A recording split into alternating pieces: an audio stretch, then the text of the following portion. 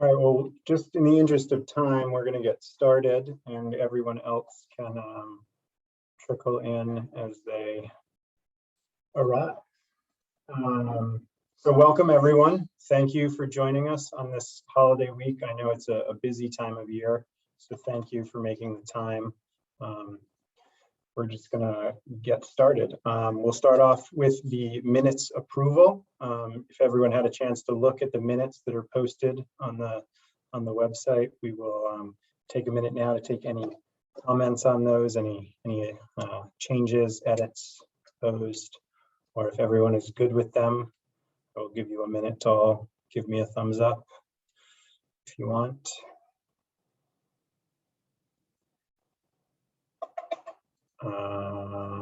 All right, I'm seeing thumbs up, nothing in the chat, so the minutes will stand approved as posted.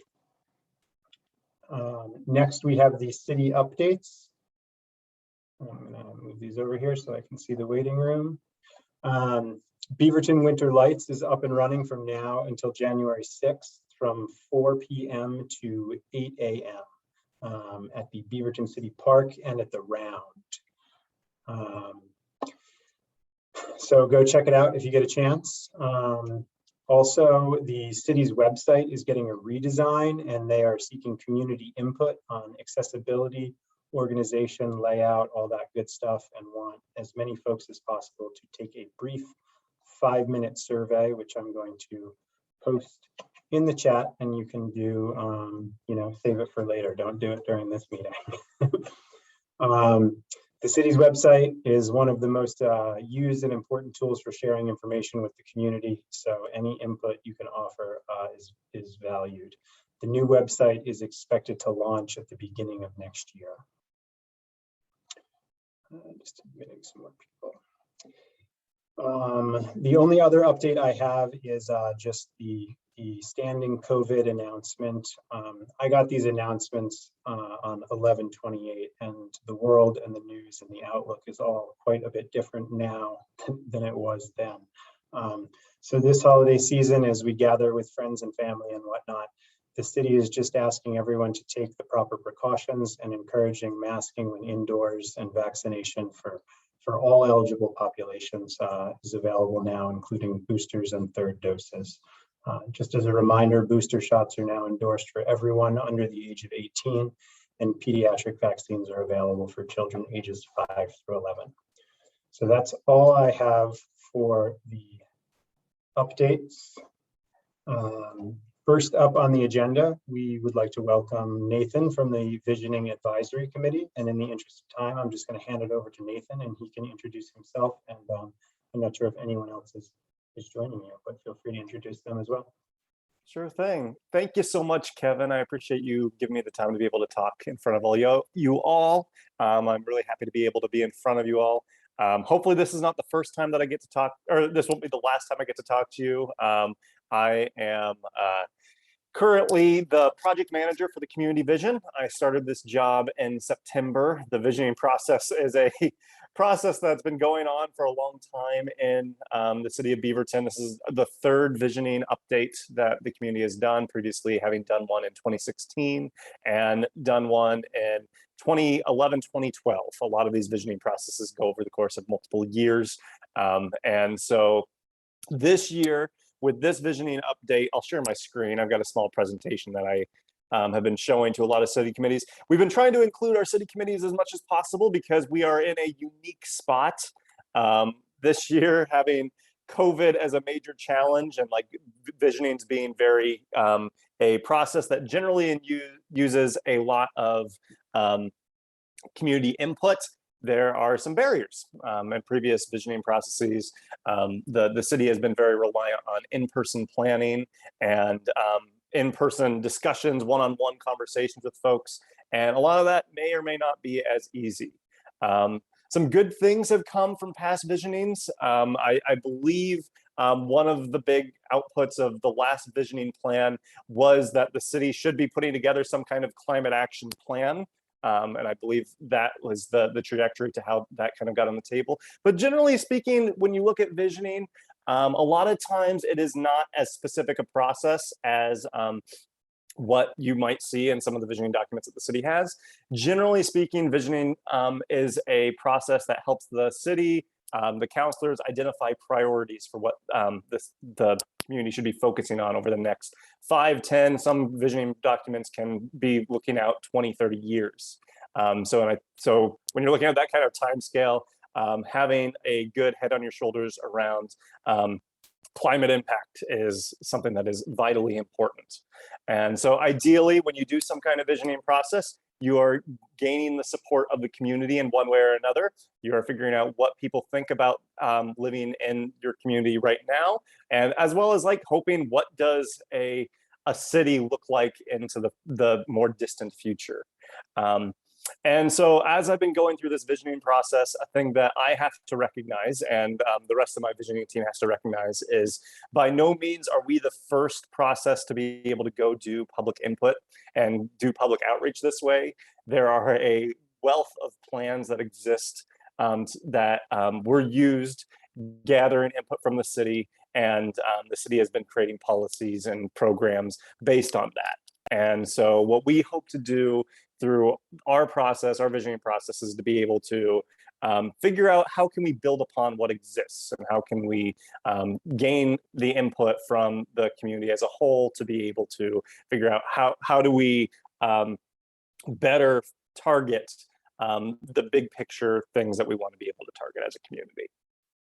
And so generally speaking, what our process looks like, right now we're doing a lot of background work into making sure we know what past work has been done, make sure that we know the good work that each of our committees are already doing, and talking with staff, committees, organizations within the community that are key partners of the community, of the city, to be able to make sure we know what projects are already being worked on. I think a big part of this is we don't want to create a vision that is highly counter to what a lot of the movement on the ground already is, but we want to make sure that we kind of just, the vision should be kind of like a North Star, where the it kind of just says very at a very high level, these are the big priorities that we want to focus on. We want to create a community that is welcoming. We want to create a community that is sustainable. We want to create a community that allows for, has very broad spectrum goals like that kind of allow us to start moving down to the next level of looking at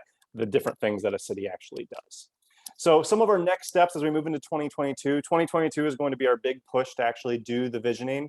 And so what we're going to be including is we're going to be including a community survey that will ideally, we did a survey in the fall that reached out to about 600 residents, wasn't necessarily a demographically representative sample. So we want to be able to do a survey that gets out to a broader scope of folks. But we also know that surveys in themselves can be a weak way to be able to gauge public input. So we want to do intentional outreach with key community groups, with groups that are generally underrepresented in these kinds of processes.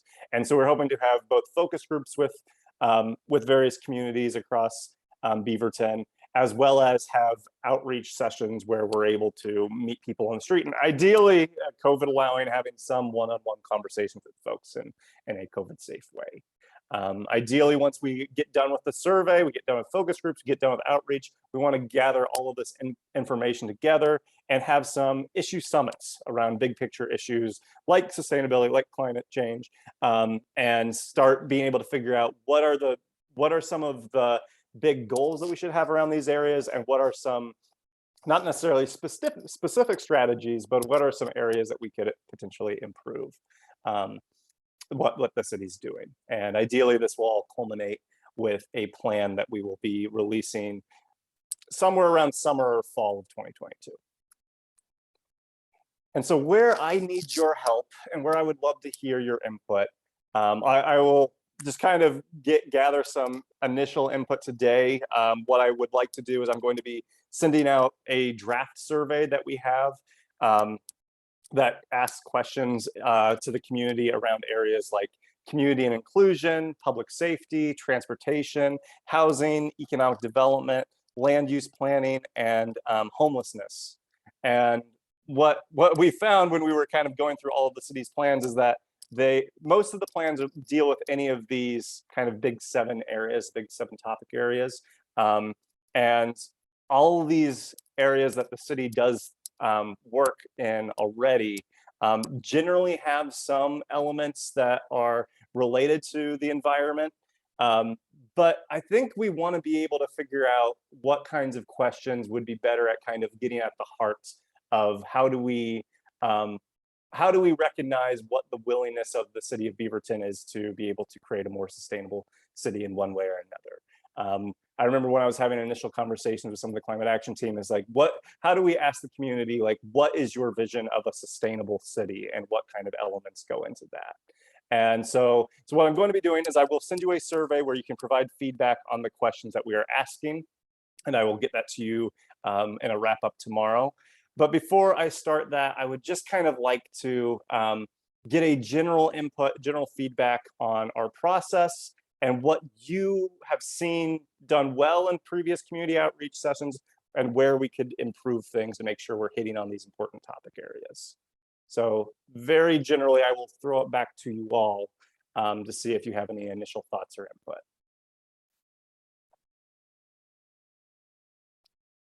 Yes, Syed. Hi, it's Syed. Hoping you can hear me okay. No worries.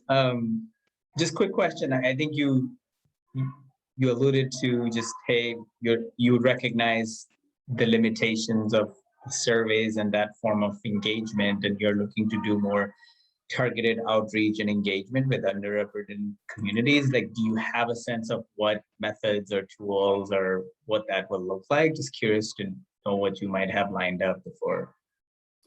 Yeah, so that's a wonderful question. So right now we're kind of wrapping our heads around first what communities are in need of being able to have that kind of outreach. The city recognizes, has recognized in past research, I think it's about 7 or 8 key ethnic groups that we'd like to try to reach out to, make sure that we have translation to all of our materials for certain areas, for certain communities. And then on top of that, have communities that generally don't get included, that may not necessarily just be racial or ethnic, but could include like LGBTQ, could include like even something like renters who often aren't included in these kinds of things, and as well as elderly people, youth, those various categories of folks. What we hope to be able to do with some of these communities, there are going to be outreach strategies that are probably a little bit more straightforward. COVID allowing, and whether or not this makes sense or not, there are already organizations and nonprofits that the city has connections with. We want to be able to utilize those as much as possible to be able to get into these communities, or be able to talk with those folks to be able to identify if there are places that would be appropriate to reach out to those communities. The city is hoping to partner with a consultant who will be, there is a consultant that we are considering hiring who has a number of liaisons within these communities, because we believe that if you can get things going word of mouth through the entire community, then that's the best way to be able to get honest outreach to people. So it's going to be looking like we're going to be having some one-on-one conversations with some focused questions. We are hoping to have a certain number of focus groups, budget and COVID allowing. And then as well as top of that, making sure that when we have our survey tool out there, have it translated and have appropriate questions that will allow folks to be able to respond. Thank you. Quick follow-up. You mentioned like just being able to kind of identify some of those ethnic or other types of minorities. Do you have any data that you know the city might be using to kind of inform that? And is it possible to like see and understand like what that might be that's informing? The data that would back up what communities, yeah, like what minorities, like what are those groups, and how do we kind of like create or formulate that posture there? Yeah, I think part of it comes from, when you're looking at just data itself, it's going to be stuff like the census, which I know is problematic in its own respects, and we have to recognize that. The city has done past work with community groups to be able to create a diversity and equity plan. And so we're trying to use the best practices that are contained within there. And that has dealt with a lot, has kind of helped be able to map out the diversity that is across the entire city. So I would encourage you to check out the city's, I think it's the diversity, equity, inclusion plan that the city has been putting out, as well as the Washington County work. I think it's called, Washington County did an excellent, kind of a more deeper dive into this, and I believe, I would have to check the name of it, but we were also using that tool to be able to kind of see, make sure we know, or have that in the forefront of our minds. Thank you. Yes. Reggie, I think you have your hand up. Hi, Nathan. With discussions in planning for the city's future, and especially incorporating the climate crisis and the urgency that it requires, what is your plan to engage Beaverton's youth? So anyone, you know, in their teens, 20s, that sort of thing. Yeah. That I would love to be able to hear some input on that. That is still something that is kind of going in development. I mean, we've talked about being able to do things that are directly dealing with the schools, that has its own sensitivities and challenges that arise with that. But I think we would be very open to input if we have connections through the school district, we have connections through some youth organizations, but I would be very open if you have ideas in mind for how we could directly coordinate with youth. Well, some stakeholders that come to mind, the Beaverton Mears Youth Advisory Board represents a large geographic area, a lot of bright individuals there. And also there are various environmental clubs around the school district, various high schools, and they do a lot of work in the community as far as environmental stewardship and community building. So they're certainly invested more than the average person their age. So I think those groups would be good places to start. I don't know if anyone else has other ideas. I'd love to hear more though. Yeah, I'm excited to say we have a liaison on the visioning board, which is from the youth advisory board. So that I'm excited to be able to kind of make that connection. But I'd love to hear environmental clubs, if there are specific names, we'd love to be able to do outreach with folks. And then if anyone else has any other ideas, I'd love to hear them. Rebecca? Yeah, there's an organization in Oregon called the Eco Schools Network, ESN, S for Sam, or schools. It's a loose, well, it's a great organization. Not all schools participate. Schools with a strong environmental student movement within the school. So you could look there as well, ESN. Is there a chapter within Beaverton that you know of? There are several chapters within Okay. Beaverton. They're school specific. So some of them are in elementary all the way up through high school. So different schools individually choose to belong to the ESN, the network. And then is it Leah or Leah? It's Leah. Leah, okay. I would also point you to the district does have an advisory committee of students that report to the school board. So that might also be a nice group of students to contact. Okay. That sounds great. Are there other groups or are there questions that you think would be, okay, I'm seeing from Reggie, Southridge High School Sustainability Club. Okay, I'll make sure to take note of that, as well as Beaverton. Maggie?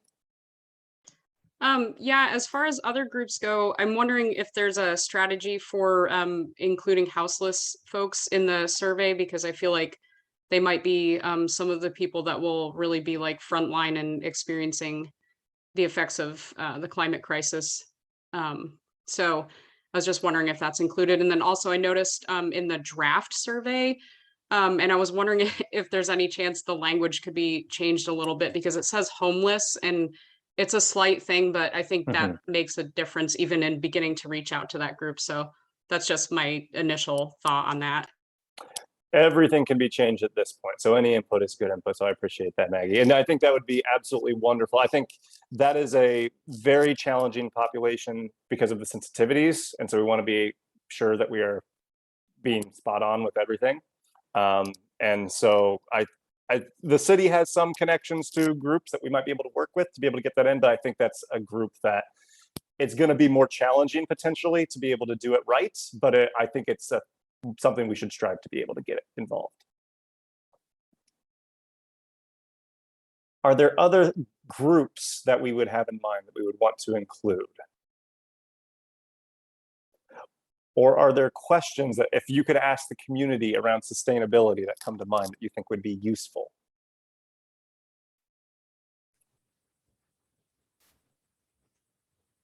Rebecca.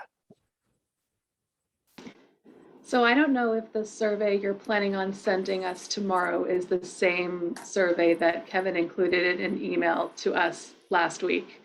I was going to ask that question also, but regardless, the draft survey that I looked at yesterday had all the sections that you spoke about earlier, transportation, houselessness, and it occurred to me as I was reading through it that there wasn't a lot of interplay between the sections.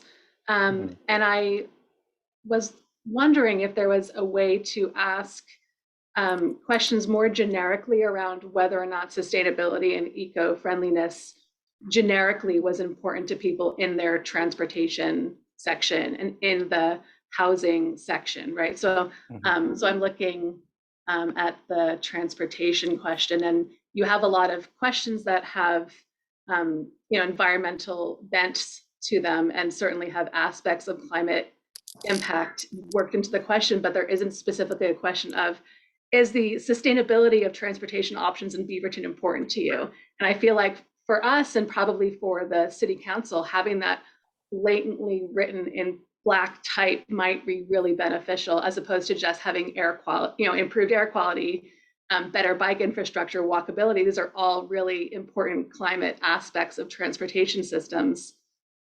But if there was a way to just say up front, like, how important is it to you that sustainability be considered in transportation and in housing? And if it was, a top priority for 30 to 40 or 70 or 80% of your respondents, that might be really informative and educational for the city council.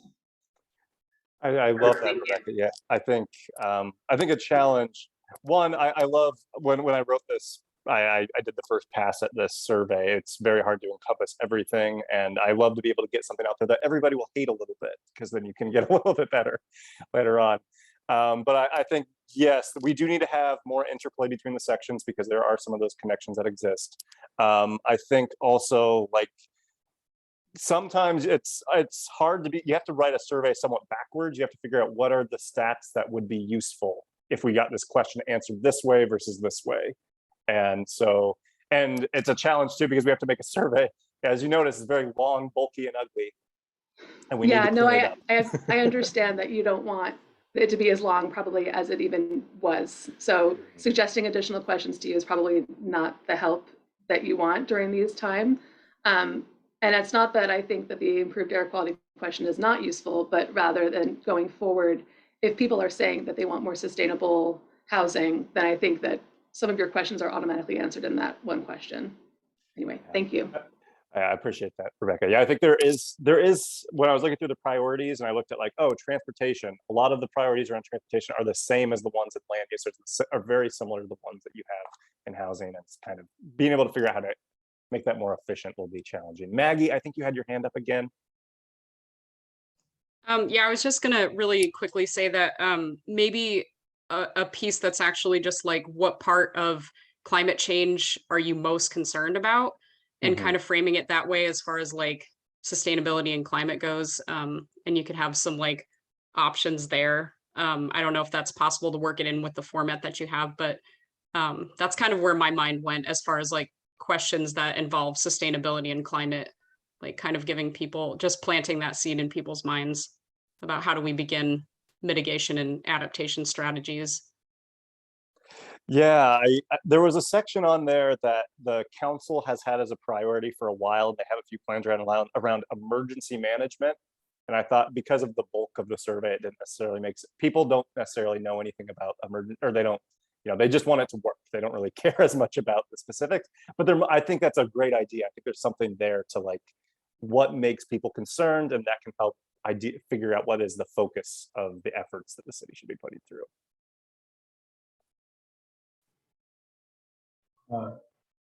Yes, just go ahead. kind of going back to my earlier point about outreach and connecting with communities. I think one of my feedback would be, assessing the language, because I know we are talking about all of this, how you can frame this, but I think if I put myself in the mind of some, one of potentially a member of one of those underrepresented communities, how much do they really know and understand some of what this is, right? I think most of us have the sort of advantage of knowing obviously where we are, how some of these operate, right? So I think you really have to imbue a lot of education in how you frame and phrase these questions. So if you put it to someone who isn't connected to this ether or the abstract of what we operate within, then they might not be able to really have access to give you the type of information that you're really looking for.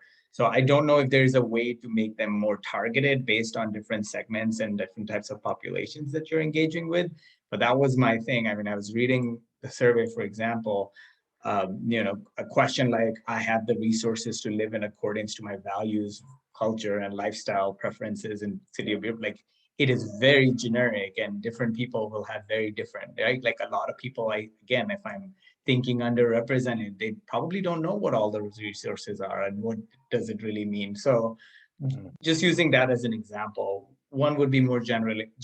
The other is going back to some of the sustainability and how everything, the interplay that we're talking about, how there's an underlying framing that informs all of these things, whether it's transportation or some of the other segments, is just taking this opportunity to educate people on what it means, what sustainability means, how it does define, right? Like how planning around biking or transportation or walkability, like how it all does align, because you have to assume that not everyone is educated or fully has that frame of reference to be able to operate. So to me, this kind of engagement or even a survey, whatever, is also an opportunity to educate. So if there's a way to imbue it, and I know it's a heavy survey as it is, and you have a lot on your plate to try and put out and take back, but that would just be some feedback that not everyone would understand it. And if you really want true engagement and true feedback, any kind of way to make it more accessible to whoever it might be would be great. I appreciate that perspective. I appreciate that feedback. I think one thing we're trying to recognize is the assumptions that we make when we are building something out like this. You come in with an understanding and you think that, you're asking a straightforward question, but things are much more complicated. And so I think that's an important part of our strategy that I think we're trying to get away from previous visionings, is that previous visionings were very survey focused and not necessarily adding in the context and the experiences that people face on the ground. And so I'm hoping, knock on wood, we will fail at this in certain ways. But I'm hoping that when we do our outreach to other communities, we have more in-person opportunities, or at least Zoom opportunities, to be able to actually have conversation with folks and be able to kind of get at some of those, have a better understanding of where did we make assumptions, where are we not asking the right question, and have equal weight to those answers as we do to the percentage answers that we can get from a survey. So I think that's a great perspective to have. I appreciate that, Syed. Sure. Thank you. Any other thoughts or questions? Reggie, you have your hand up again. Hey, I'd love to see the city continue to, start to do more thinking outside the box. As a member of the public, to me, it's really frustrating to feel like I can't suggest any new ideas that aren't already represented. So like in the survey, if someone wants to suggest like more publicly owned housing, for example, that's not any of the options under land use planning and urban growth. So I feel like the options being presented to the public are too limited and don't encourage more innovative thinking, especially inviting that from community members. It feels like as a member of the public, I'm locked out of the process when a government is like, well, we're just doing what this plan from a couple of years ago has already outlined. So we're not going to do anything that's different or that deviates from this set plan that has already been approved and can't be changed. So I would really like to see the city think bigger than what's already been, added to plans, because I would say most of the plans that involve housing have a lot to improve on as far as engaging the public, as far as the full menu of options that we can have for solutions. And I think there's too much of a hesitancy to challenge the status quo of major moneyed interests in the housing market. I think we need to start to look at presenting options to the public that don't center for-profit real estate developers and investors. And as that relates to the survey, I just think more options that don't center private housing should be offered to the public for consideration. Yeah, I think that's great input. I think we could definitely use with more open-ended questions around that. There do come challenges of, I wish I could add add more options just generally to a checkoff list. So you could see, I would love to know the question of like, what is the interest in having a wider variety of publicly owned and operated housing developments and stuff like that. And, there may be political things that keep me from being able to do that well, but I think having at least the open opportunity for folks to be able to provide ideas like that, I think is key. I think that's good. Totally. Housing is just an option or just an example, but homelessness, climate crisis, these are all issues that are complex and require more feedback from the community than what I think we already have. I love how in the survey you do offer an open-ended option for people to enter a response, but I think the question of what are your thoughts or comments on the questions in this section could be reframed to invite more feedback from the community members and more ideas on additional priorities that should be considered by the city. Thank you. Thank you so much, Reggie. I appreciate that feedback. Kevin, I'm wondering how much time I have. I probably am needing to wrap it up. This is a kind of final call for questions, so we can keep on schedule. And then I will provide your email in the meeting minutes. So if anyone has any other questions or ideas that come to mind, they can reach out.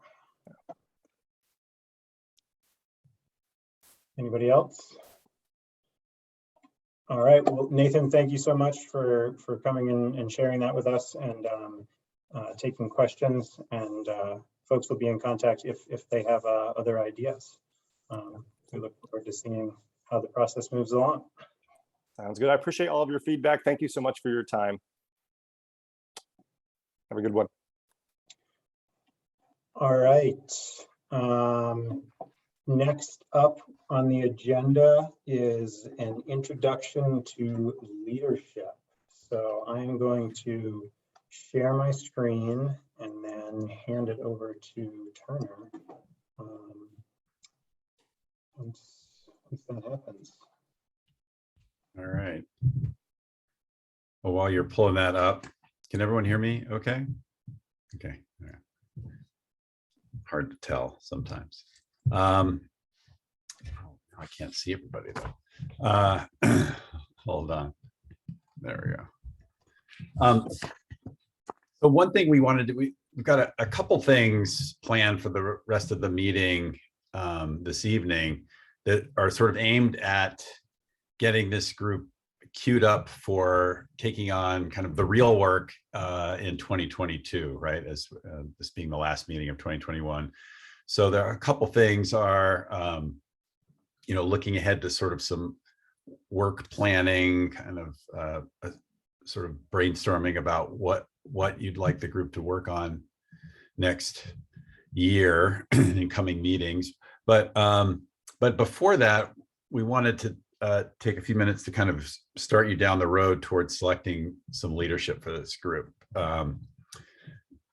You've got Kevin for the duration. You've got me for 2 more meetings after this. And by the time I'm gone, hopefully we'll have a leadership group in place and the group needs some kind of leadership structure in order to sort of plan meetings, work with Kevin, help move work plan down the road, and just chair and run meetings and things like that. So we'll go over the details of the duties in a moment, but wanted to kind of frame up sort of the options and a proposed process for helping you all as a group to select some leadership for the task force.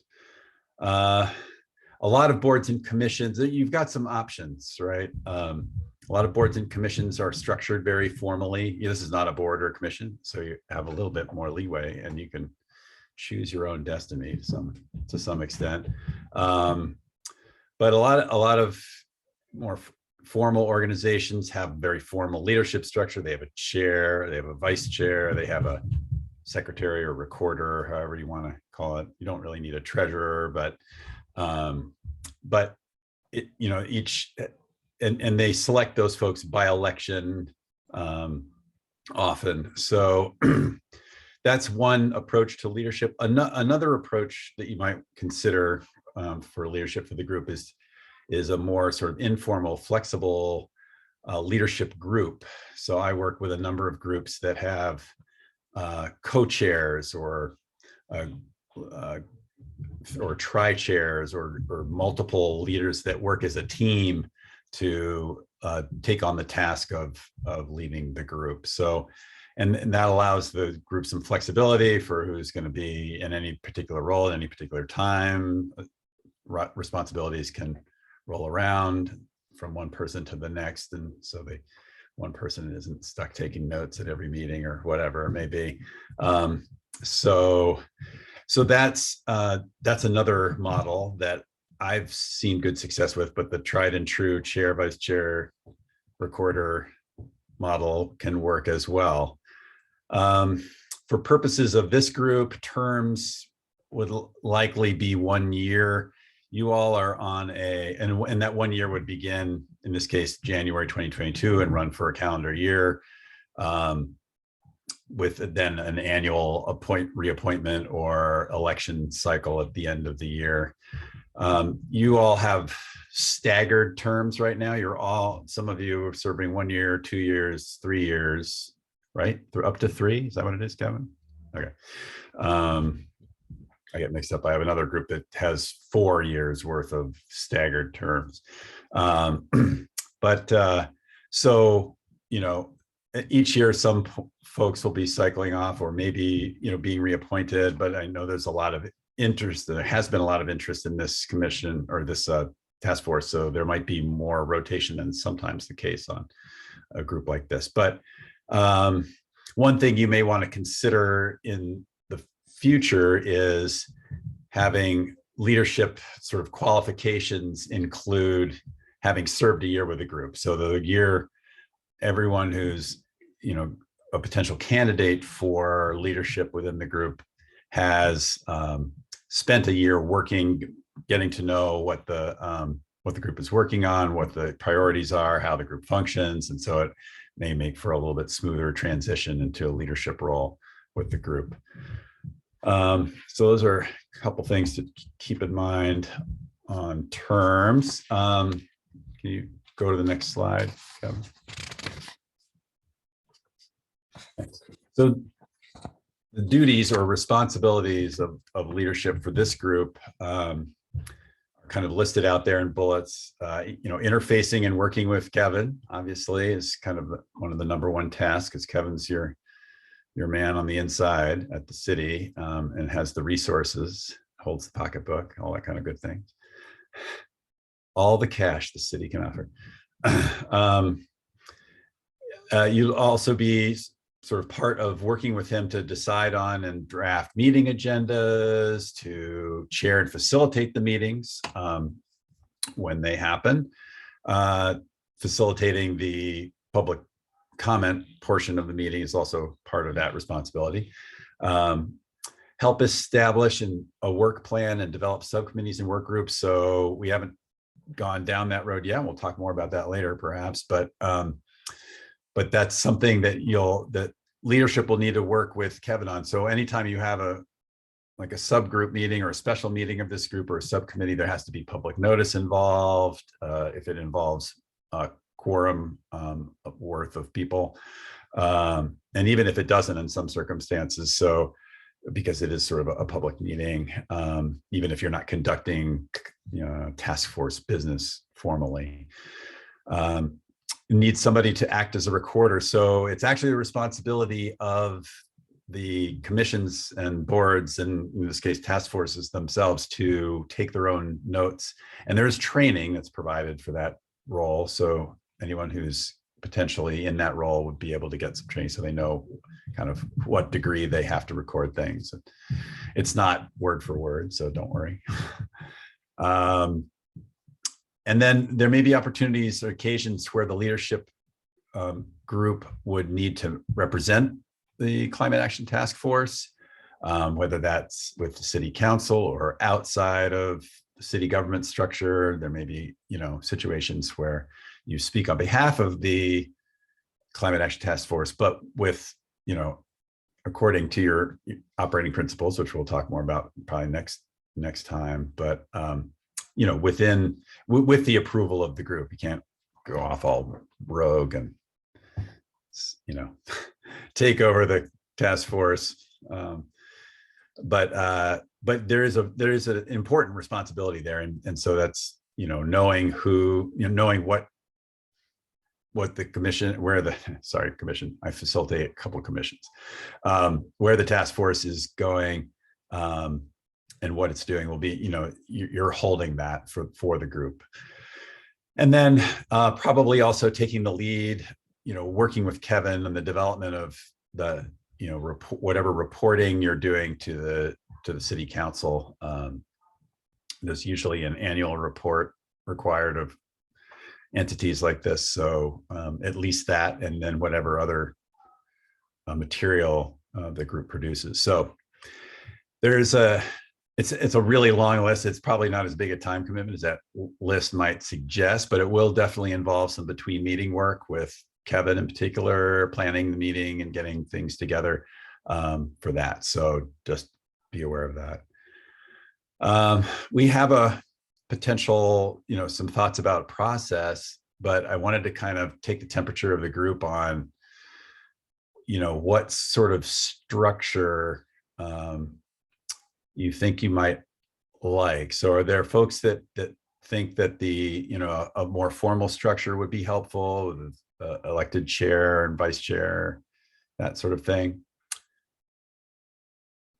Or are people thinking a more sort of co-chair, multi-chair kind of approach? I'm seeing more nods on that one. Lots of that. Well, so I sense support for that one. Are there what about that other model though? Anybody have some thoughts about the advantage? It has some advantages, but okay. Yeah, Syed, were you? Yeah, I was just curious about, there's something to be said about, as we are getting off the ground, maybe, needing one style that might fit this phase we are in, versus once we are up and running and have proper setup and structure, then transitioning is, I don't know, like I'm trying to think if there's a middle ground that's a little bit more adaptive, right? In terms of, hey, we're not kind of bound in one or the other. If we collectively have consensus on the fact that maybe right now you might benefit from having chair, vice chair and secretary, as we kind of, again, build out how we're going to operate, how we're going to engage, how we're going to drive priorities, get consensus, and then drive that engagement forward with members of the city government or partners, then it might have some value. Versus, and then once we have that up and running, maybe in 6 to 8 months, then transitioning in. Again, I'm just curious, like, it's in the middle. Well, if you're asking me, I think, like I said, there are strengths and weaknesses to both models. I think if you have, a leadership group that's more in the tri-chair, co-chair kind of model, I think there's still plenty of opportunity for that group to kind of leadership, push and do leadership. And you're not relying all on one individual, or in their absence, another individual to kind of push the ball down the road. And the other thing that's maybe helpful about that structure, and you have Kevin to kind of help moderate, or facilitate that leadership group a little bit, but it allows more people from within the group to step forward and take leadership without putting the whole package in any one person's hands or two persons' hands. It's a little more, democratic isn't the right word, but it's I think it offers more opportunity for engagement by different folks. So Thank you. other questions or thoughts or ideas? Are you all comfortable going forward with a sort of tri-chair, co-chair kind of model? Anyone not? Okay, I'm not seeing any. I'm looking in the chat, I'm not seeing anything. You can chat me privately and say, no way, are you kidding? That would be fine. All right, well, if you're going to go forward in that way, so here's a proposal on how to proceed in that regard. So next slide.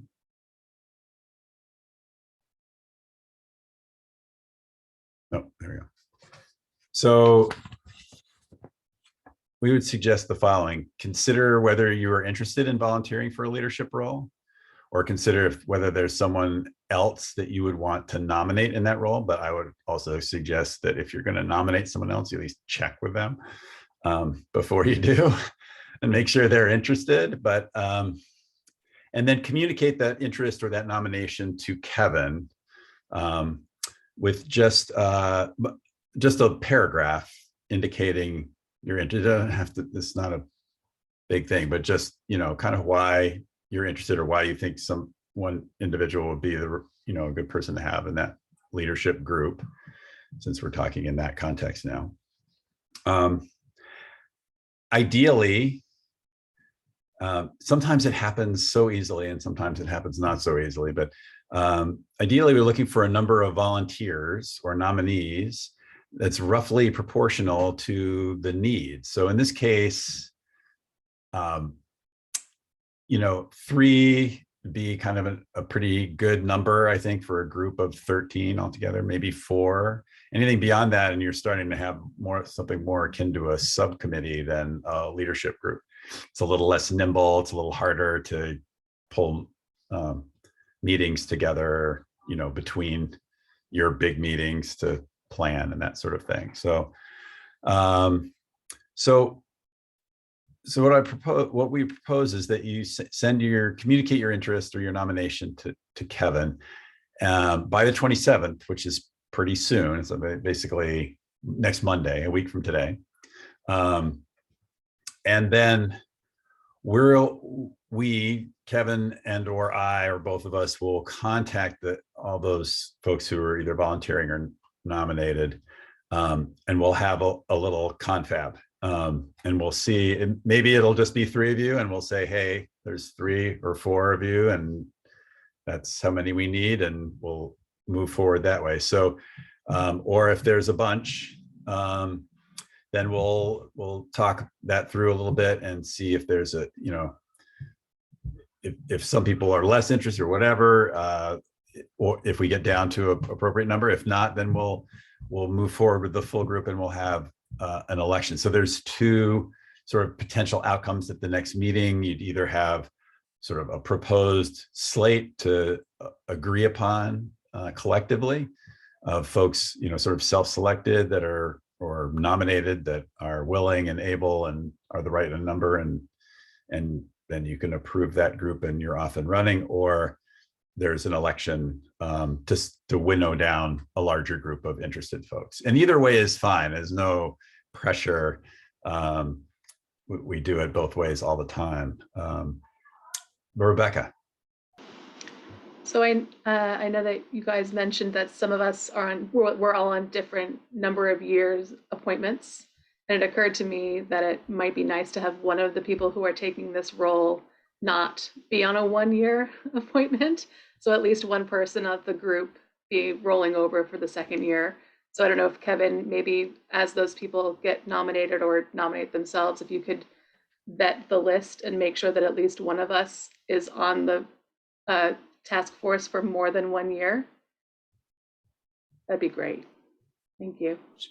Yeah, we can make sure, and then if by some odd chance it winds up that it's all 1-year people, maybe we'll make a second call to folks saying it would be great to someone else can find the time to also join the group. Right. But don't forget too that I mean, even if it were all 1 years, it's like law students or something, 1Ls. If you were all 1 years, you get the full year. So everyone, you all know you're serving, correct me if I'm wrong, Kevin, but this is the way I understood it. These last few months have been kind of bonus months for everybody. They didn't really count towards your year or 2 years or 3 years. So as of January, then you're on the clock, as it were. So everyone will, even if they're all 1-year terms that get elected or get selected or elected to leadership, then they'll all serve their full term. And assuming that there's not a complete 100% turnover of the task force, there'll be people to step into leadership that the next year that are at least quite familiar and have been working with the group for a year. So the worst case scenario, everybody's short timer. Yeah, just to clarify how all of that works, typical appointments are 3-year periods. And every year, a third of the group rotates out. But because this was the startup, we had to figure out a way to do it. So we had 1, 2, and 3-year terms. That's the way it was decided. All right. Any other questions or comments on that, or campaign speeches? Or Katie, are you raising your hand? Yeah. So I was looking for the mute button, sir. Well, and probably so I'm an alternate, and so I would imagine that an alternate wouldn't be on the leadership team because we really don't have quote voting rights. Is that right? And I'm not saying I want to be. I'm just clarify. No, thank you for bringing that up. Like, Yeah, no, that's my understanding. Kevin and I talked about that a while ago, and I should have mentioned it. But yes, the alternates are non-voting, and so not leadership eligible this time around. Any other questions? All right, well, again, the 27th, so that's a week from today. Close of business, I guess. I recognize that that's a very short turnaround, and some people probably have a lot going on this weekend. So you can get it to me by the 29th. Okay. That'd be great. But after that, I can't guarantee, because then it's New Year's. And like Turner said, we would like to have a meeting of the group of folks who have nominated themselves or others to kind of meet with that small group of people and decide how we're going to move forward that first week in January. Because as a reminder, our January meeting is occurring on January 10th, moved up a week because of the observance of Martin Luther King Day. All right. Any other questions? All right, great. Well, we'll look for your emails. Kevin will, not me. But.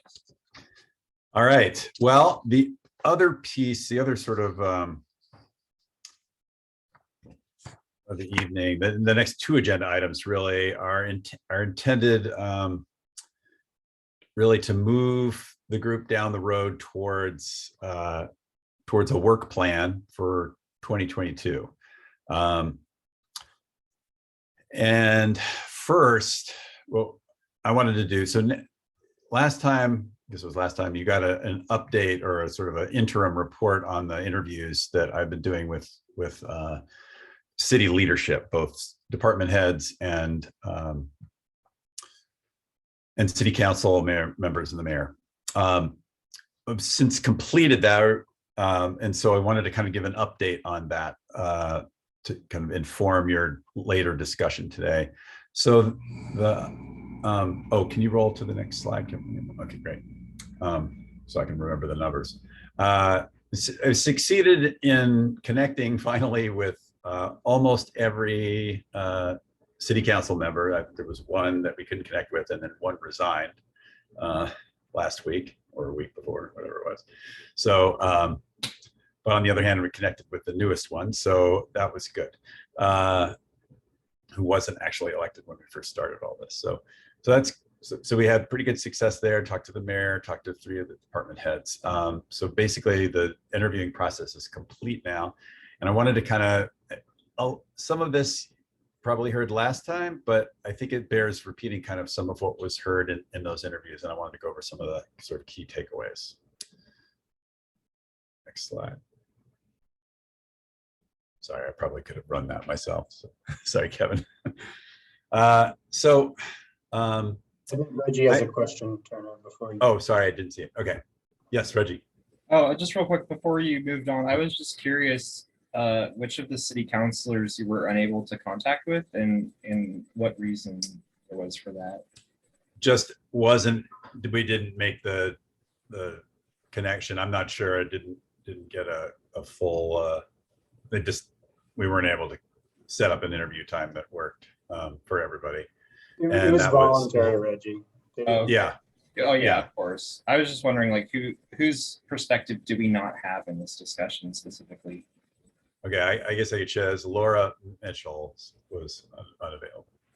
Great, thank you. Yeah. I think, like I said, we connected with everyone else. So I asked sort of 3 big areas about vision, how they thought this committee could help the Beaverton achieve its climate goals. A process question, sort of what that looks like, what it looks like this task force working with the city, and then a subject matter question, which also included sort of what kind of things do you see this group working on, and then a particular focus question on sort of how this group's work interfaces with the equity goals of the city and what that looks like. So that's a high level view of what I was asking about. So some of the key takeaways were heard repeatedly. A focus on the Beaverton Climate Action Plan, or the BCAP, would be really helpful. That there's a great plan. There's a lot in it, but it hasn't advanced super far in terms of execution. So the task force can be a driver of change, and it can help support accountability for actions in the plan.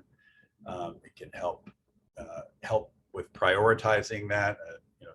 The city departments have to do a lot of that, but this group can help inform that process.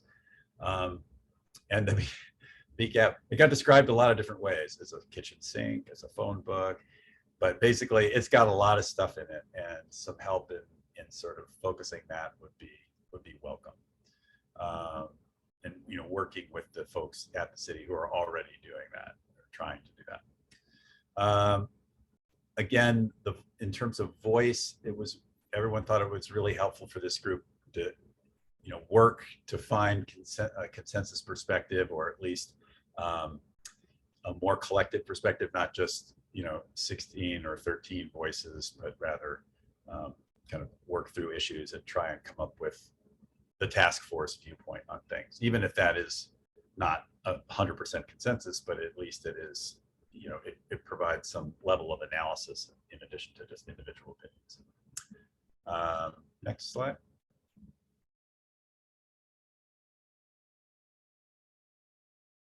also sort of in the visioning piece of it, like what does that relationship with city council and city departments look like? So I heard frequently that city council has a lot on its plate, and that you know, one of the task force's best advantages is it can help focus attention on climate issues at the city council level. They definitely want to be active in the climate realm, and my understanding, don't take this as gospel, but I heard they recently had a retreat, a city council retreat, and that they were, you know, that this and equity, climate and equity, were two of their key focus areas for the coming year, or however long they have between retreats. And you know, they created, the city council created this group to advise them to some degree. So take advantage of that, and that's, you know, they'll be looking for your thoughts. In terms of the relationship with the city departments, the real-time engagement opportunity for departments and programs and projects is great. I've got a lot of positive feedback on that, so looking forward to that. The task force can help support city departments. So a lot of city departments are working on climate related stuff, right? But they often need resources in order to make those efforts a reality. And so having your support, having this task force support for budget items that are related to that would be something that would be valued. And just in general, highlighting the department's climate priorities, both internally and outward facing, would be, you know, a great role for this group. Next slide. So funding in the budget, again, just helping, you know, city government is all about the budget, right? So informing that process and keeping climate action priorities on the screen when budgeting is happening will be a great service that this group can do. A lot of people suggested that.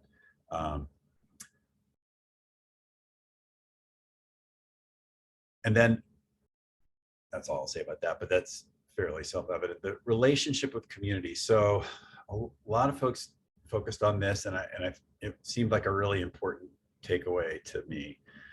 And that's that this group has a sort of a unique position, and is uniquely suited to help address kind of some of the consumer individual behavior kind of components of the action plan. And that there's sort of a two-way opportunity, both for this group to communicate outward to the community in a lot of different ways, to educate the community on what the city's doing, to what they can do as individuals that will collectively have an impact. And you can also bring community level concerns, ideas, to the attention about that to the city leadership, including, and a lot of folks stress this sort of potential disproportionate impacts and equity issues that can arise around climate action issues. One specific suggestion that I thought was worth noting was that it might be helpful for this group to, at some point, interface with the neighborhood advisory committees. Now, I don't pretend to know a whole lot about how those work in Beaverton, but there were some who thought that would be a really valuable way for to disseminate information, I think, and to bring information in through this group interfacing with those committees. All right. Oh, okay. Neighborhood association committees. Okay. There we go. Thank you for that clarity. Process-wise, basically, in terms of interactions with the city council, presenting to the city council at their meetings, potentially in partnership with staff, that was thought to be a sort of a powerful way to get their attention. And there was a lot of interest in having this group be in front of the city council more frequently than once a year. Let me put it that way. that it was an important role for this group was to keep things sort of fresh and on the table in front of city council. And so being there more than just once a year. So I think some boards and commissions, I think, just give some, do their work and submit an annual report. And it's generally about the gist of this recommendation or suggestion that a number of people made was that's not the right model for this group, that there needs to be more ongoing presence in front of city council. What that looks like exactly, you'll probably have to work out with city council and as you move forward.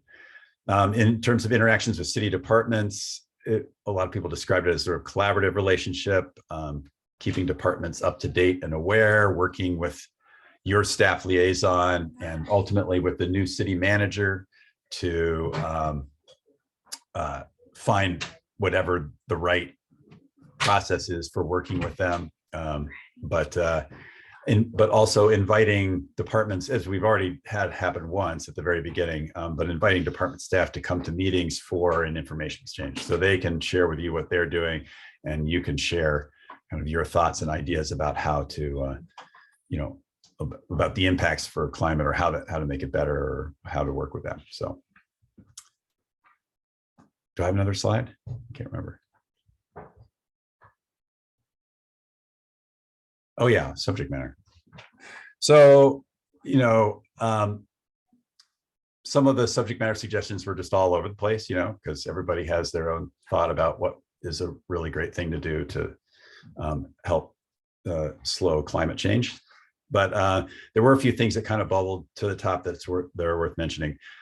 Doing this kind of foundational work, really understanding kind of what works and what doesn't in the climate world. I mean, you are going to be a source of information and influence at city council or departments. So kind of digesting some of that science and understanding what works and what doesn't. And you can do that a number of different ways. One of the other suggestions that's somewhere else in here is to learn what other cities are doing. For example, cities of similar size, not New York City or Philadelphia or LA, but a city of comparable size, whatever that might be, and see what the kind of things that they've been doing. And just generally kind of considering sort of the different types of work or action that you can take as a municipality. So there's policy changes, right? So a lot of people talked about different types of policies, whether it's building policy or whatever. Direct infrastructure improvements, putting electrification out there, city-sponsored infrastructure that supports climate positive actions. And then, as I said before, promoting this sort of personal behavioral changes in the community that can have collectively such a large impact. More specifically on that, again, people said consumer directed or the consumer aimed pieces of the action plan are a great match with this group.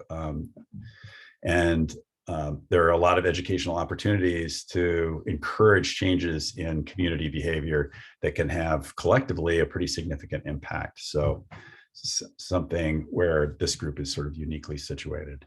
All right, next.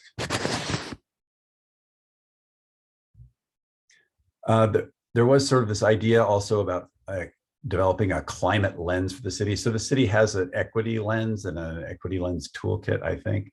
A lot of people sort of did a comparison that we ought to be treating climate in kind of a similar way in the sense of baking it into the city's ongoing decision-making, and that maybe there's an opportunity for this group to help inform that process. And so that was something. And then there was a whole bunch of other stuff, which I kind of listed out a few things there: transportation and transit, people, building codes, tree canopy we've talked about before. So, but that's really for you all to figure out, what area you want to focus on, where you think you're going to get the biggest bang for your buck, and how you can help the city and the city staff in the most constructive kind of way. That, I think, is my last slide. Yes, on that subject. Oh, equity. it's included in a bunch of the other bullets there that I mentioned, but just to call it out independently, as I said, climate and DEI are two sort of key priorities according to the City Council from their recent retreat, apparently. Use the equity lens when you're communicating, when you're reaching out, when you're prioritizing, when you're thinking about your work, and bake equity considerations into the climate work from the start, because there can be differential impacts and benefits. So that is it. Any questions on all that I can answer? All in all, I have to say it was a really positive set of interviews. Everybody was really excited about this group and thought of it as an asset. And that's not always the case with advisory groups and government entities. Having served both over the years, there's not always great enthusiasm amongst government officials to having yet another set of voices that they have to contend with. But that was not at all the attitude here. This is really positive, constructive, excited attitude coming from everyone I spoke with about what this group could do and help with. So it's my own 2 cents, but I was really impressed. Questions? All right, we will, I think we're going to try to boil this down into some notes similar to what's in the PowerPoint, but with a little bit more detail, because there is some additional detail that you might find interesting and helpful as you work forward, and we'll get you a written summary of that after the meeting. All right, how are we doing on time? Oh. We are right on time. We are a minute ahead of schedule. So I'm going to go to the next slide, and maybe you can explain what goes on while I get the rooms set up. Okay, will do.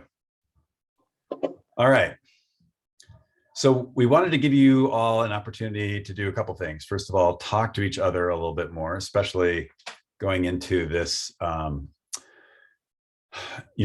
leadership selection. The more you know each other, the better you can work together in the future, and the better your leadership can serve you. So just having you all, and given that we can't meet in person, it's really challenging to start a new group from scratch on the little screen like this. So I get that, and so we're trying to create as many opportunities as we can for you to interact with each other in a more personal way than the whole Hollywood Squares thing. So we're going to do this in a sort of a two-part phase. Have any of you ever used a Jamboard? You know what I'm talking about? Oh yeah, okay. Well, if you haven't, we'll explain it. We're basically going to do what we would call a snowfield exercise, which is you've got a big open board. Sometimes we just use a bulletin board or a blackboard if we were in person. And in this case, we're going to use the Jamboard, electronic version of it. And we're going to do some brainstorming. We're going to start by breaking you into breakout groups of smaller groups of 3 or 4, I think, 4-ish, 4, okay. And give you a chance to talk to each other and start to identify kind of in thinking about all this, all that like download I just gave you about what people expect and want from you, and what you know about climate issues, and what your thoughts are about how Beaverton can do more in the climate action realm. To do a little brainstorming in small groups to come up with key issues, ideas, activities, the things that you want this group to focus on as you come out of the gate next year. And then working with that little group of 4, come up with your top few, 3-ish, whatever issues. You can be flexible in that regard, to to bring back to the full group. And then instead of just reporting out like we normally do, we're going to use the Jamboard to do a snowfield exercise. So you're going to take little virtual stickies, and that's what they look like. You'll see the Jamboard. We'll send you a link to the Jamboard when you come back. It's actually a sort of an external website, and we'll project it up here, but you'll be on it individually. And you can take the ideas that you brought from your small groups and write them on these little stickies and put them up on the board. And then we're going to let you, work with that. And if you see something that's missing, or you read what's up there and you think, oh, yeah, that's a great idea, but we should also do this, then write that up and put it up there. And then you'll have the opportunity, and, Kevin and I can get in and help on that too, if need be, but you have the opportunity to just grab those stickies and move them around, right? And to group like ideas together, or to create categories. Maybe you can even draw like labels or columns and move things around to kind of begin to sort of sort through and analyze these kind of brainstormed ideas and give them a little more structure, give a little bit more organization to that splatter field of ideas. Does that make sense to folks? You understand what I'm talking about? Okay, if you've used the Jamboard before, you might well have done a similar exercise. So if you haven't, you'll catch on. Plus, it's really fun to move the stickies around. You see somebody move a sticky, and then you grab it and move it back where it was, and then there's a big argument. It's really fun. I get to facilitate. It's great. So, okay. All right. How are we ready for breakouts? Sure. How many minutes are we going to be going in there for? Since we're right on time, let's go for 6 minutes, and then they'll get the 1 minute. It'll end up being 7 minutes, but we'll send you in for 6 minutes, and then it'll give you a 1 minute warning. So it's not, I think that's probably enough time. And then you could spend more time out in the big group moving stuff around. Any questions or anything before we push the button? And I also just wanted to say there are several members of the public that are with us tonight. So Thank you for joining us, those of you who are from the public. You are not going to be sent to a breakout room. You're just going to be here for this 6 minutes. So feel free to, get some tea, coffee, have a snack, and then we'll all be back here in a few minutes. So, all right, here we go.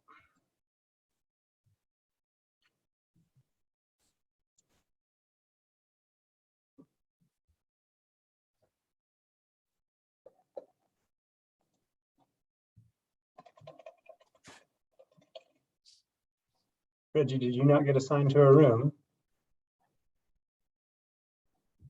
Who, Reggie? He looks frozen, actually. Oh, he's just frozen. Okay, yeah, he's in room 3. Okay.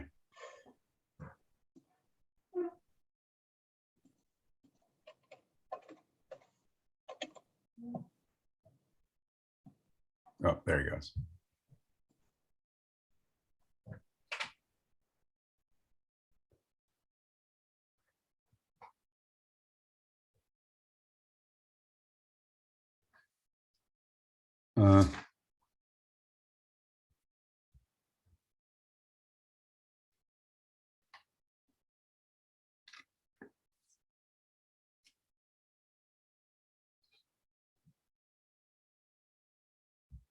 Okay.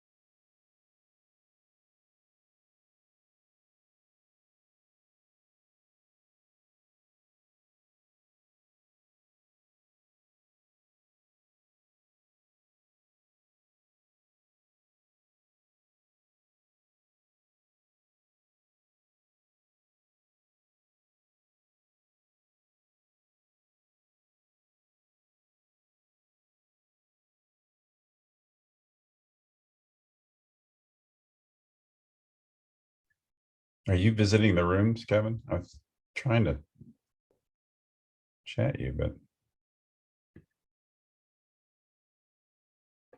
maybe I can't do that.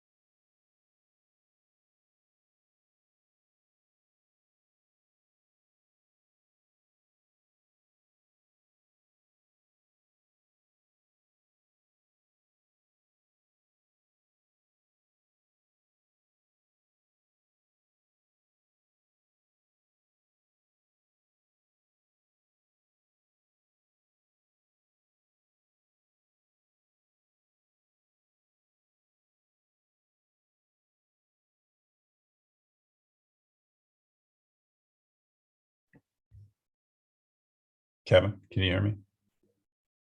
No.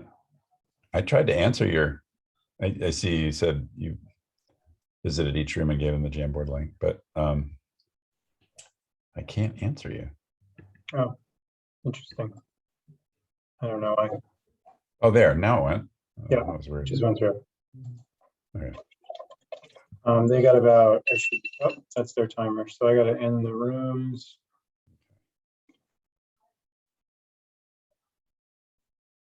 How are they doing?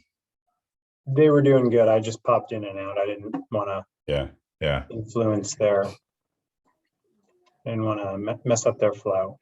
All right.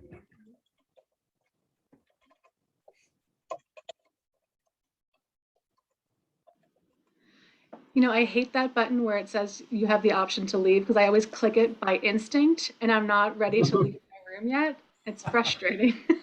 I want an alternate button that says stay in the room until it's the last possible second so that I have a button I can click on instinct and not leave before Not leave.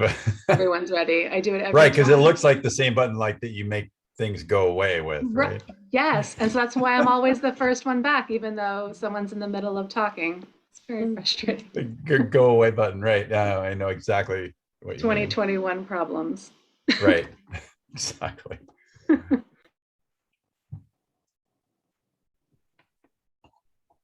All right, it looks like everyone is back.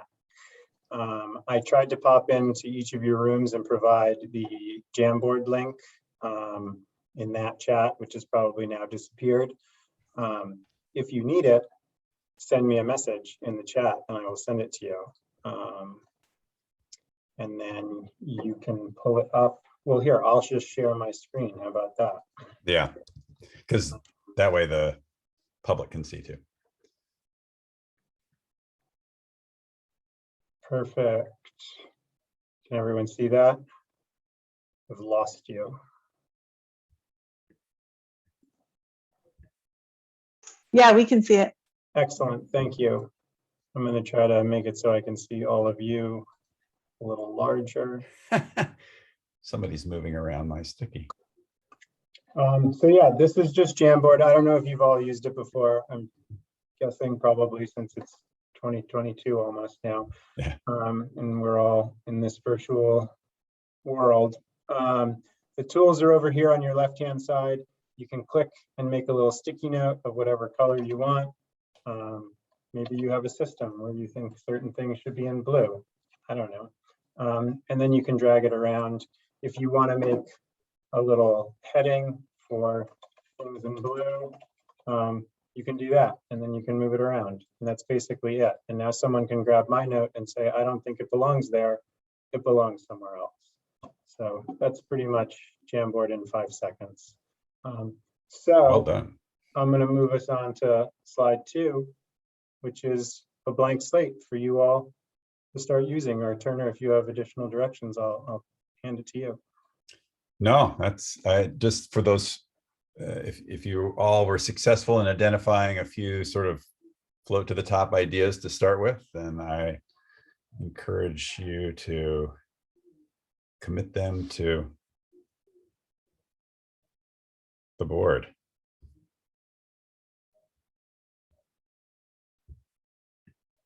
Don't forget to advance your screen to page 2.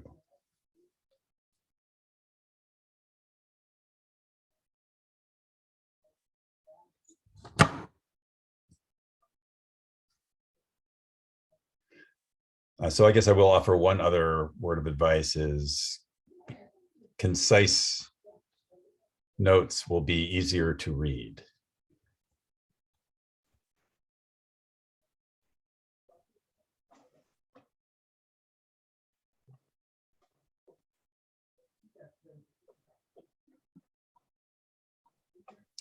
And they do all appear right on top of each other. So once you make one, you should grab it and pull it away because they all start in the same spot. There you go.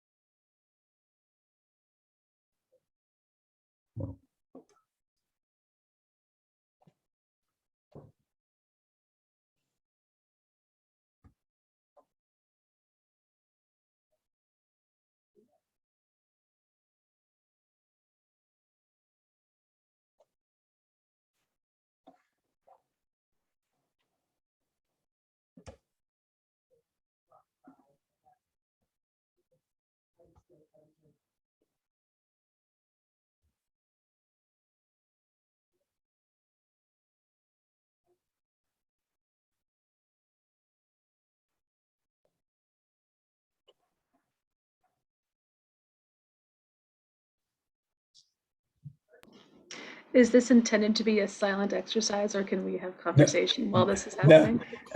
You took the words right out of my mouth, actually. I was just going to say, you should feel free to chat amongst yourselves as you do it. And you can grab something and shake it and say, hey, what about this? Should we move it over here? Or say things like, what a great idea. Or what other categories do we need? Yeah, chatting is definitely encouraged. Yeah. If we were all in a room together, it'd be noisy.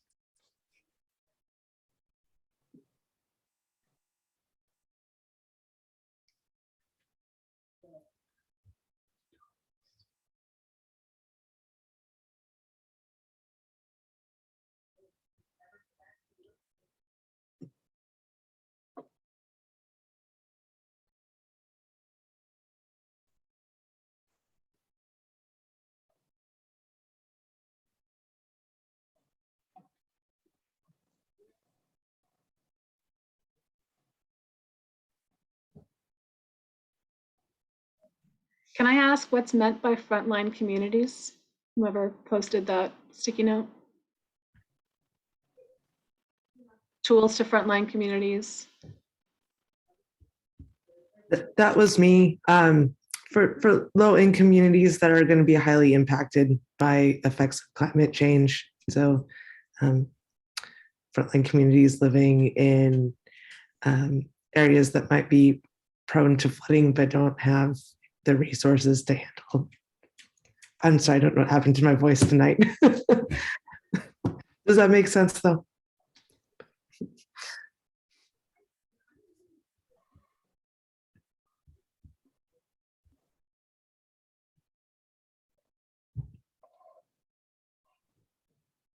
There we go.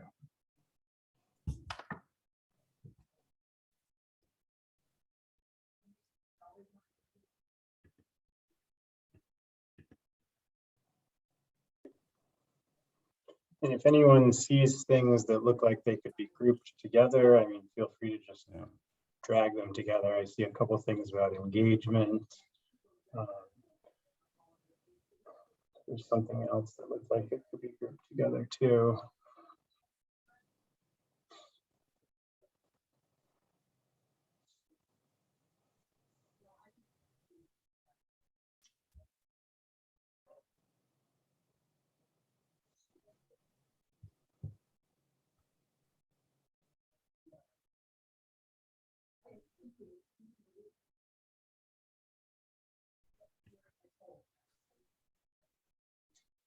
It's like there's kind of a low-hanging fruit category.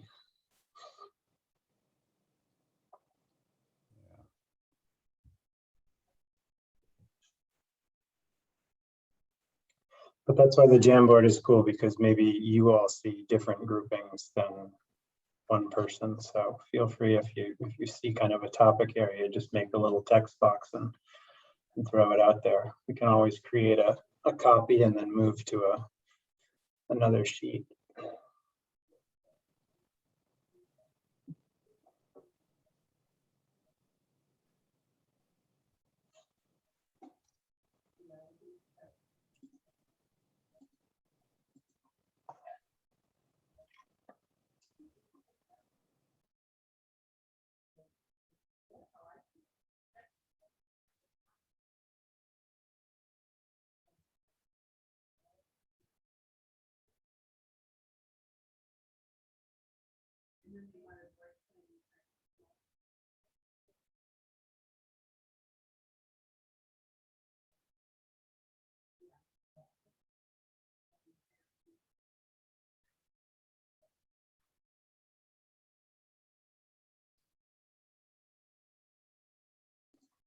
Whoever just put that sticky about someone presenting on the active transportation plan, that's definitely on my list of topics for the coming year, and hopefully will soon be on whoever decides to be on the leadership team's list of topics, that they can pick a month for when that'll happen, and we'll get the right people in the room here to talk about that.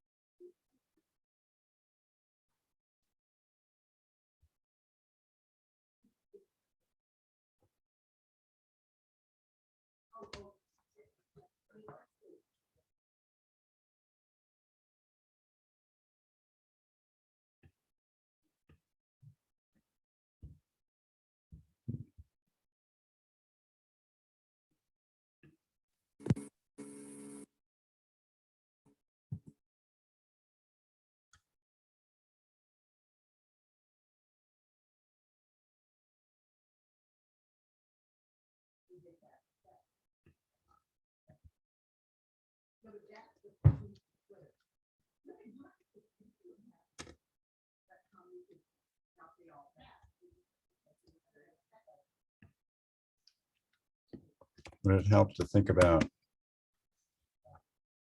categories?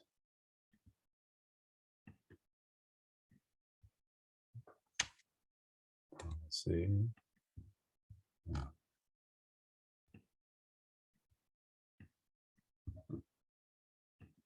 Structure.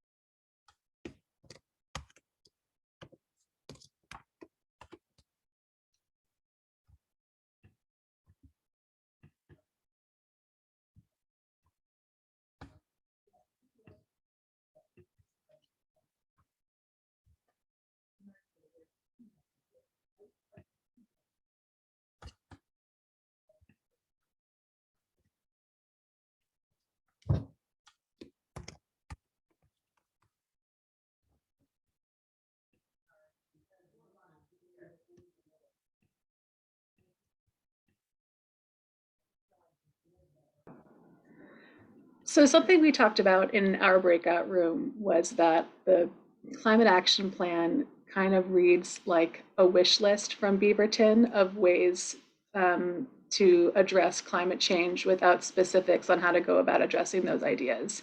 And that we, I guess there were 4 of us, as a foursome kind of all agreed that in reading that document, it felt like we didn't really understand how Beaverton was already planning on addressing some of the issues. Some of the issues were already being worked on. Some of the issues were not really being worked on. Some of them are really big, aiming for 0 emissions from natural gas and 0 emissions from electric in homes versus municipal buildings. It kind of feels like in order to engage on some of the topics in the BCAP, if we need more information from the city on what plans are in place to move forward on those topics. So I think something that we need to nail down as a group, either today or if not today, then soon, is whether we want to engage on the kinds of topics that make the most impact on climate adaptation policy going forward, or if we want to work on things that might be smaller bites of the apple because they might be more accessible to us as a group going forward. Like I see a lot of trees on this Jamboard, but I also see a lot of really big picture thinking, and that feels like very disparate ways of approaching the problem. Just trying to get some conversation started. Anybody else have conversations like that in their breakout rooms?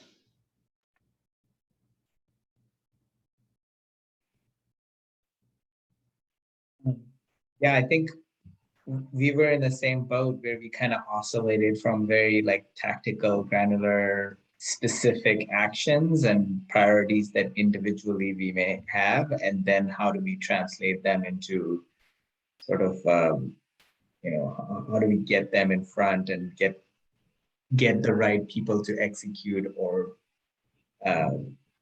take notice and create some kind of action around that. And the consensus was trying to, again, highlight them, force it in a way where it drives the appropriate change so that we're not just talking about it or maybe in a certain time period. And there we have it.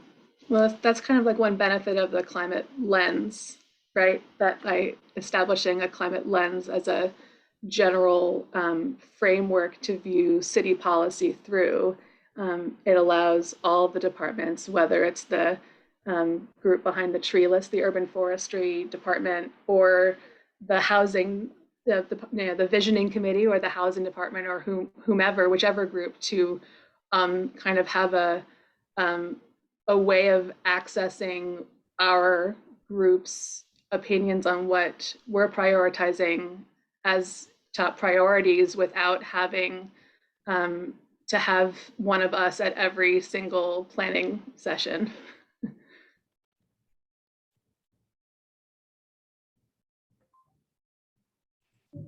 A quick follow-up, like when you speak about the lens, do you foresee that being something that framework, like creating that framework, I assume with potentially some resources or like or helping shape that?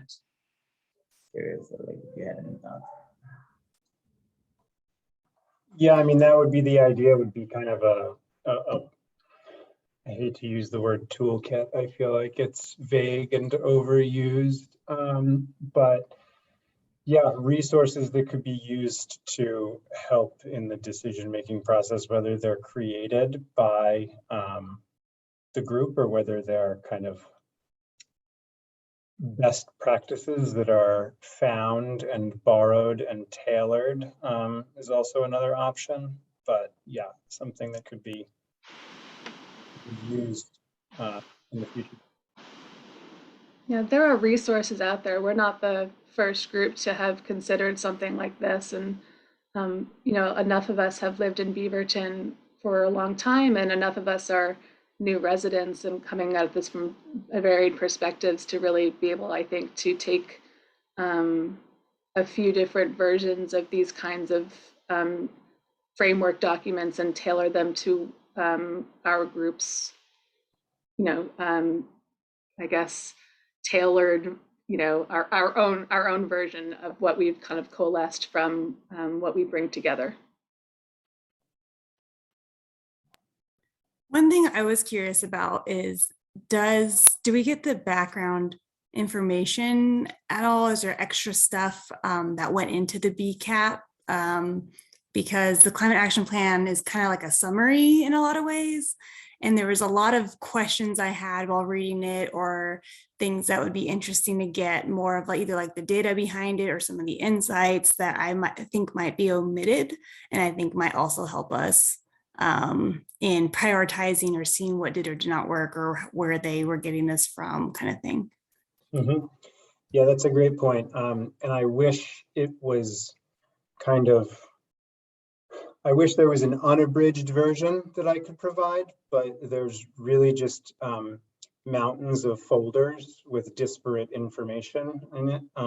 So if there's a topic or an action in there that we want to kind of peel back the layers on and how it became the soundbite that it is in the BCAP, then I'm happy to go find that information and share what we have. But it's kind of hard to just give it all like the unabridged version. If that, I know that's not the answer you want to hear, but there is some information and some background to nearly all of it. I'll also say that there is the report from that went to council at the end of last year that is posted on the sustainability website as a PDF that highlights some actions that took place in the year 2020 and some ongoing actions. And then for anyone looking to watch a city council meeting, a report on ongoing actions in the year 2021 was presented last week to council, just to give a little context and background. Someone mentioned kind of knowing what's actually going on would be helpful to determining what needs to happen next. So those are both good starting points.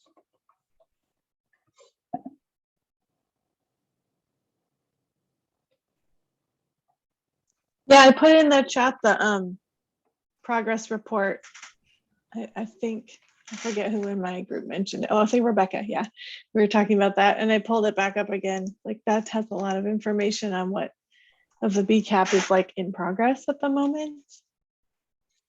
Yeah, and that one that's online is actually a year old. I mean, we'll put together a new one based on the presentation that happened last week. Cool. Kind of playing off my sticky note about prioritizing actions within the transportation part, it almost seems like we could take each section and prioritize each section of the plan, and kind of playing off of what Rebecca had said, you know, taking into account the biggest bang for our buck, but also thinking about the low-hanging fruit, but basically making recommendations and prioritizing all the actions within the plan might be helpful.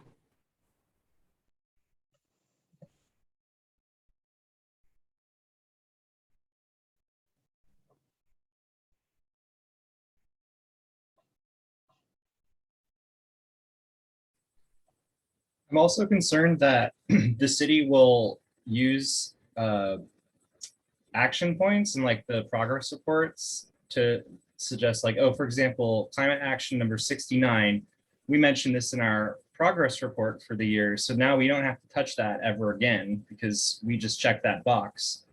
Like I'm looking at specifically the urban flora section under natural systems in the BCAP annual report for 2020.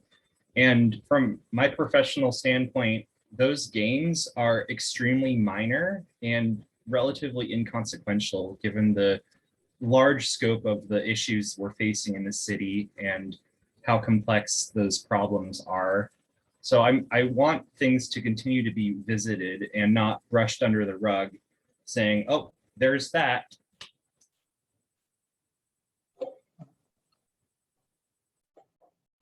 Yeah, that's a great point, Reggie. And I mean, just from the reporting standpoint, I mean, just because it's been worked on doesn't mean it's been done, at least is the approach that I've been taking in the reporting.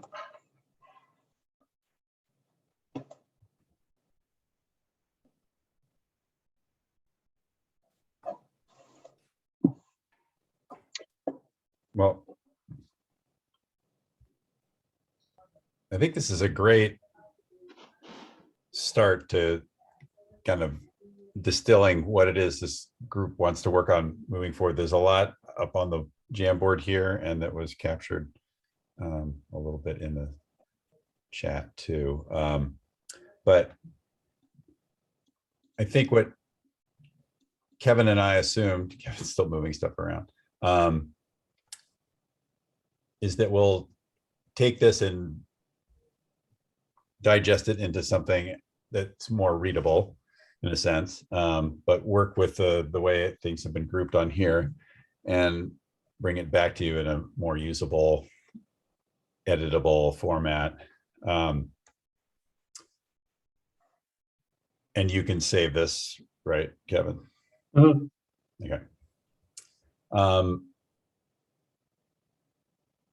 But it's a really good start. There's a lot of good direction here, and I think we can kind of tease it out, and then next time, or either at the January or the February meeting, we can spend a little time going through what the ideas are, and then deciding kind of where to go first and what to work on and how to kind of build the knowledge base that you need about the city's programs and what they're doing, and then choosing what and how you're going to apply your efforts. Oh. Maggie, looks like you have a question. Yeah. Yeah, I was just wondering, I'm seeing a lot about like kind of condensing or like focusing on like distilling this into like things that are actionable in the immediate sense. And I was just kind of wondering, like, how does that fit in with like the Beaverton budgeting process? Like, are there things that we're going to need something in the budget from, or like, do we have funds allocated for some of this, or like, how does that work? I don't know if there's a short answer to that, but There's not really a short answer to that. It's like if we wanted to allocate funds to have a workshop that you all host for the community on a specific topic, then yeah, we could do that. If we're talking about we want to have the funds in the budget to do something extremely large, then that would be like a process, and it would be good to start talking about that and start being squeaky, I guess, which is what this group is here to do, right? So I think one interviewee described it as this group should be grumpy but not irritating. I wasn't quite sure what to do with that comment, but I think they were saying you're going to have to be, yeah, squeaky, another way to look at it, but not, to the point where people, can't handle it. I will put together a better answer to that question, Maggie, and send it all out to you. But we have to move on with the public comment portion of the meeting, because I believe there are some members of the public here, and if they don't want to participate in that, then we can continue talking about this for a few minutes. But now I would like to open up the meeting to members of the public. If they have a comment, this is a chance to address the task force, and this is the task force chance to listen and to then to hear what you have to say and to use it in the future as they go forward.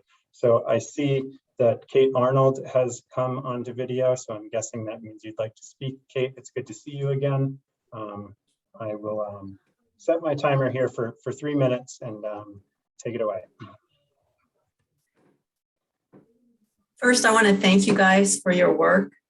What you're doing now is really important for our future, for our children, for our communities going forward. And I like what I'm hearing about you being interested in actually having things happen on the ground rather than talking about stuff and planning and how broad do you go, how narrow. There's a lot to think about, that's for sure. But I'm excited for you. And this is the first meeting I've attended since I left council. So I wanted to see where you were, and I'm catching you right at a crossroads. So I just want to know, and I'd love to talk with some of you too, if you'd like to just one-on-one. I have a model I call an effective teams model that I'm trying to use for altruistic uses in our community. And so if you're interested, I'd love to have a conversation like that with you to see what you're curious to see and to start getting an overall picture of where your energies are and what you might actually want to put together to do.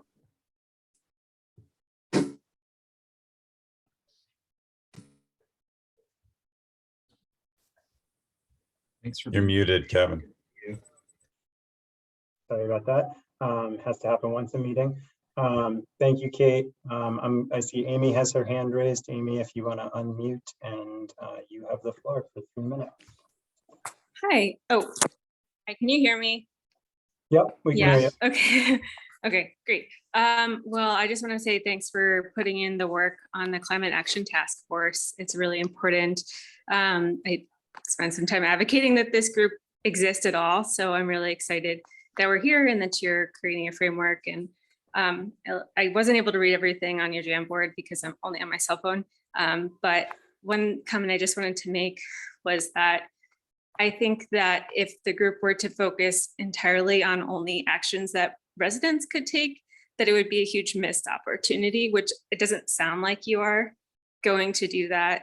But I just wanted to, at this juncture, kind of caution against against that, because it seemed like that was some of the feedback from staff, was that one thing you can do is make sure that the things that everybody can work on themselves are taken care of.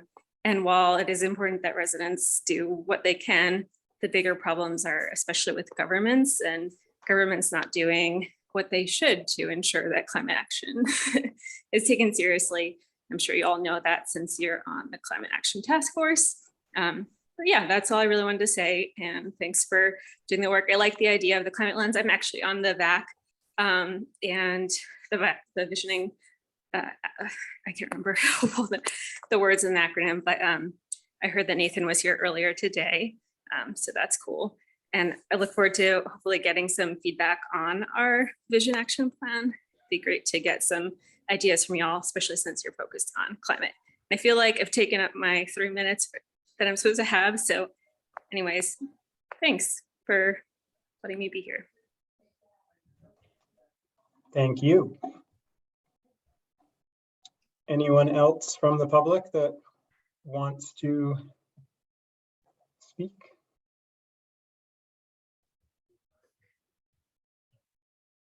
Going once, twice. All right, that's it. We are done 2 minutes early for the first time ever. I could talk for 2 minutes, but I'll just thank you all again for joining us. Thank you, Turner, for walking us through all of that. Thank you all for your continued patience in this startup process. Like we mentioned earlier, you got the first 5 meetings for free. So everything, your term and whatnot, starts in January. So have a great holiday week, 2 weekends.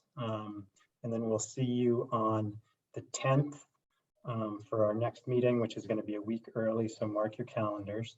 And if you have interest in being part of the leadership team or want to nominate one of your new friends in this group after having spoken to them about it and clearing it with them, please send me an email next week and let me know so that we can get that meeting set up for the first week in January.